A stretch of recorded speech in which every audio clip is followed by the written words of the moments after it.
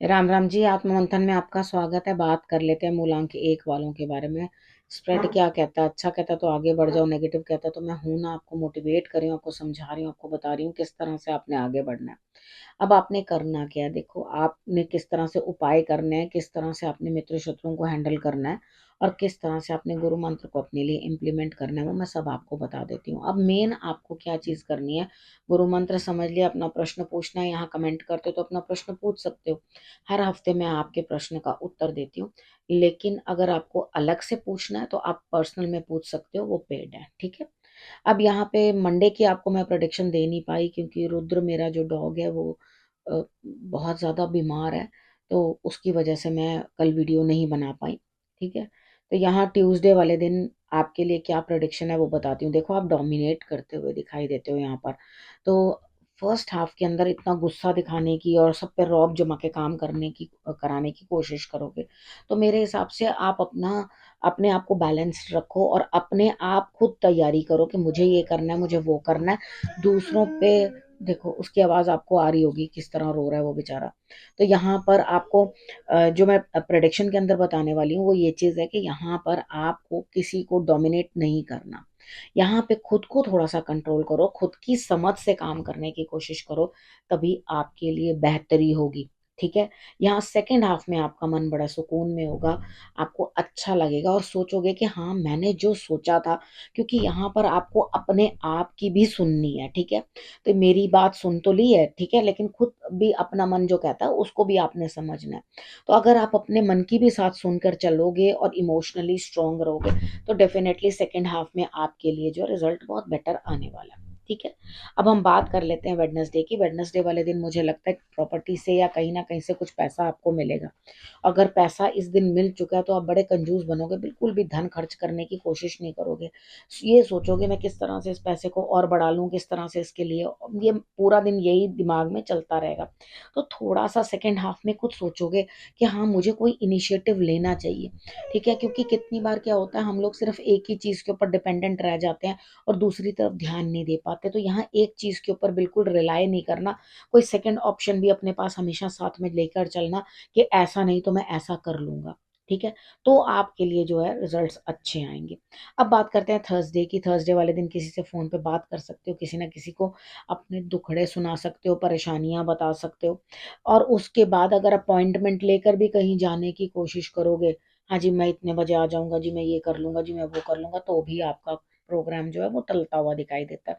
तो जो भी आपने कोशिश करनी है, जो भी काम करने हैं, आप फर्स्ट हाफ में ही करने की कोशिश करो।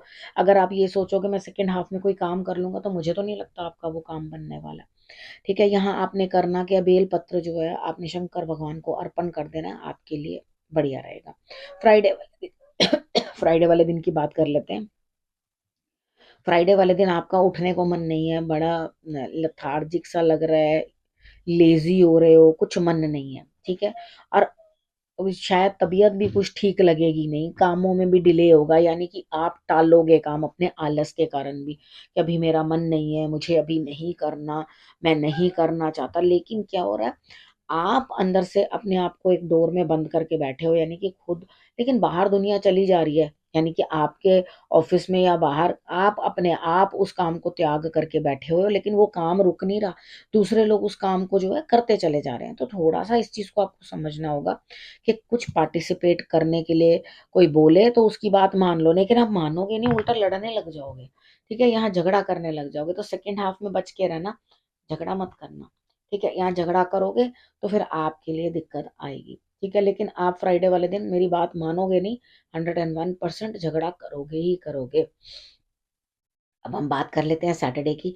सैटरडे वाले दिन मुझे ऐसा लगता है यहाँ स्थिति कुछ इस तरह की बनती हुई दिखाई देती है, आप कहीं जाओगे, अब अंदर से आप जा तो रहे हो लेकिन आपको कुछ आइडिया नहीं है कि आप वो काम करने जा रहे हो। सपोज करो आपके लिए वो एक सरप्राइज है, ठीक है। आपको ऐसा लगेगा पता नहीं क्या वो होगा, किस तरह से होगा, वो काम होगा नहीं होगा, यानी कि आप अने-मने में हो। आपको बिल्कुल भी ऐसा नहीं लग रहा कि वो काम मेरा जो है, मैं जिस चीज़ के लिए जा रहा हूँ या जा रही हूँ, तो वो काम पूर्ण हो जाएगा। हालाँकि बहुत अच्छे से सोच के, प्लान करके चलने की कोशिश कर रहे हो, लेकिन उसके बावजूद भी यू डोंट नो कि आखिर होने वाला ही क्या है, ठीक है? तो बड़े कन्फ्यूज़्ड स्टेट ऑफ माइंड में रहोगे, आइडिया होगा ही नहीं कि क्या होगा, क्या नहीं होगा। देखो, कुछ चीज़ें वक़्त पे छोड़ दो और जाकर ही आपको मालूम पड़ेगा कि आखिर होना क्या है, ठीक है? संडे की बात करते हैं। संडे वाले दिन मुझे ऐसा लगता है कि आप बड़े हैप्पी रहोगे, आपको ग्रोथ मिलती हुई दिखाई दे रही है, आपको बहुत अच्छा लगेगा अंदर से, आपका मन इस तरह से कहेगा कि भाई मुझे जो है प्रोग्रेस मिल रही है, मेरे लिए और बेहतरी होती जा रही है, बहुत बढ़िया जो है वो काम हो रहा है मेरे लिए, तो आप बहुत खुश होगे। उस दिन आपने करना क्या है, देखो प्लांट्स को पानी दे देना, ठीक है? और उसके बाद जब भी मैं किसी को ये बोलती हूँ ना संडे वाले दिन प्लांट्स को पानी दे देना, तो उसमें पीपल को मत डालना, ठीक है? और उसके साथ ही आपने पक्षियों के लिए भी दाना जो है रख देना, दाना पानी दोनों, ठीक है? मतलब ऐसा है कि आपकी हिम्मत उस दिन बिल्कुल आगे बढ़ कर के आपका साथ देती हुई, आप बहुत हिम्मत से अपने कामों को पूर्ण करते हुए आपको रिजल्ट जो है मिल जाएगा, ठीक है? तो आपको अंदर से जो है बेटरमेंट लगेगी कि हाँ भाई बढ़िया हुआ, ठीक हुआ, ठीक है? अब हम बात कर लेते हैं गुरु मंत्र की। तो यहाँ लग रहा है कि आप को किसी न किसी की हेल्थ जो है घर में ठीक नहीं है, ठीक है? यहाँ पे आपको उनका ध्यान रखना है, ठीक है? और उसके बाद यहाँ पर अपने आप को थोड़ा-सा रूड ना बना के थोड़ा-सा शांत बनाने की कोशिश करनी है। क्योंकि अंदर से क्या चीज़ है, आप काफ़ी रफ़ तरीके से जो है किसी के साथ बिहेव करने वाले हो इस हफ्ते में। लेकिन मैं आपको ये चीज़ समझा रही हूँ कि बिल्कुल भी बिल्कुल रफ़ एंड रूड नहीं होना। बिल्कुल गलत तरीके से ना खुद को बदलो। तो कई बार क्या होता है, बहुत रौद्र रूप लेने से काम ज़रूरी नहीं है बन जाए, ठीक है? तो यहाँ पे अच्छे तरीके से काम करने से भी जो है काम बनते हैं। तो मैं ये चाहती हूँ कि आप अपनी सारी जो एनर्जी है वो पॉज़िटिव हो रही है, ठीक है? अब उस पॉज़िटिव एनर्जी को ईश्वर की एनर्जी के साथ मिलाकर चलो, यानी कि ईश्वर का भी साथ-साथ में ध्यान दो, तो आपके लिए बहुत बढ़िया जो है रिज़ल्ट आएँगे। यानी कि उनके साथ तालमेल छोड़ना नहीं, उनका साथ तो छोड़ना नहीं, ठीक है?